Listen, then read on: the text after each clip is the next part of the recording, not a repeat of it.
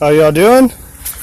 Hopefully this goes well. I've had a few problems with Periscope lately. So we're in, we call this the 52, just because it's 52 acres. It's right out in the middle of nowhere, right next to a river bottom. And this was the first field that my grandpa bought in the mid-50s, right out of high school. But I want to talk about two different years and how our farm has really changed in the last few years, how we manage every field different. So I talk all the time about, throwing all these inputs. We get closer to home. We have higher CCs, substantially higher CCs in the 20s.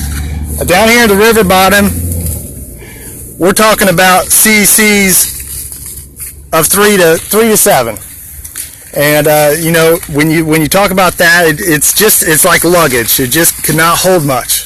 We basically got a plastic grocery sack out here.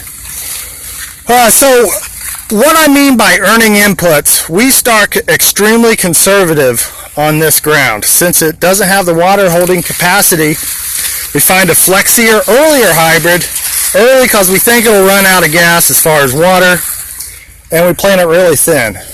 So we're in 20-inch corn. This is dropped at 26,000. Had a relatively tough spring. We probably got somewhere between 22 and 23,000 out here.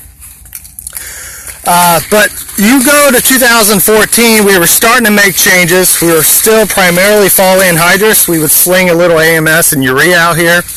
And that year, we put 160 pounds down in the fall.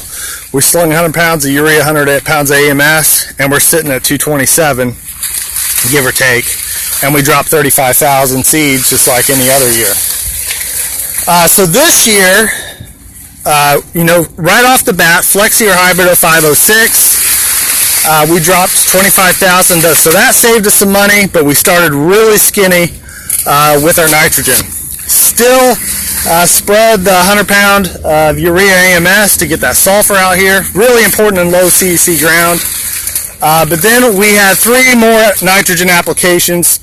And the first one's very small. At the post V2, V3, I just mixed about 2.5 gallons of 28 when we spray that 10 gallons down. So I'll get a little bit of leaf burn, but again, those leaves are pretty irrelevant.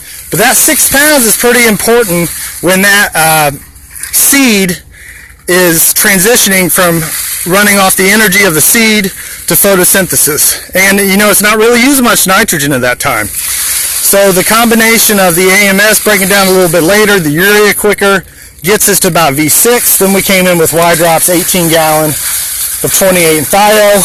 And then at that point, I was comfortable if we did not get the rain, if things started going south because this ground isn't quite as forgiving, then we were sitting at 115, 120 pounds of N, and we would just let her go. And we wouldn't have a lot invested. Still could have decent corn. But we continued to get rain. The rain got away from this ground a little bit better, so we came in right before tassel and laid down 20 gallons of 28 in thio with 20% thiosulfate. So we changed our formulation a little bit to where we're putting 30 pounds of sulfur. We're a little bit more than 30, 35, and we're about 175 units of nitrogen out here. But we talk all the time about the numbers, how much units or whatever. It really does not matter. When you get 30 inches of rain, the corn does not care if you applied it back in the fall or the spring or V6. What matters is August, early September, when we're actually filling the grain. So you look at a plant out here that's had space. We've just started to kind of cannibalize the lower leaves. That plant will kind of methodically go through and cannibalize itself until complete black layer. So we've got a lot of gas left in the tank. We've been about 3 weeks since rain. But what's really relevant is when you break open an ear.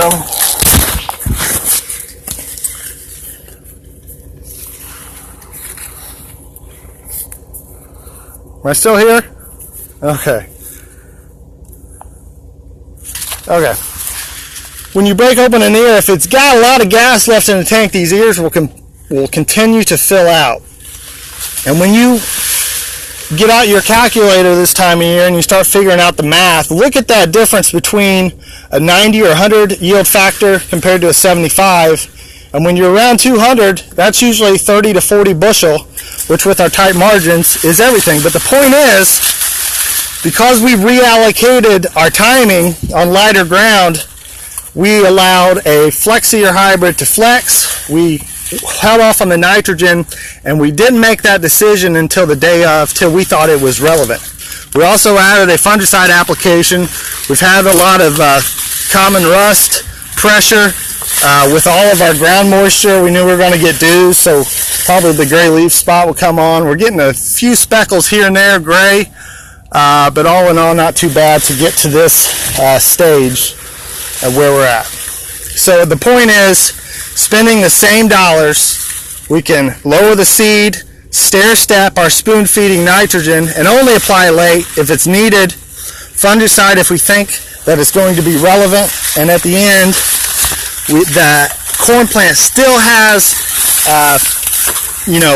nitrogen in the tank close to the roots to finish a crop out and lower that yield factor, spend the same money. So anyway, I thought it's pretty cool. We tore off about 175 bushel corn in 2014, and it was the best crop that Grandpa had ever had on this ground.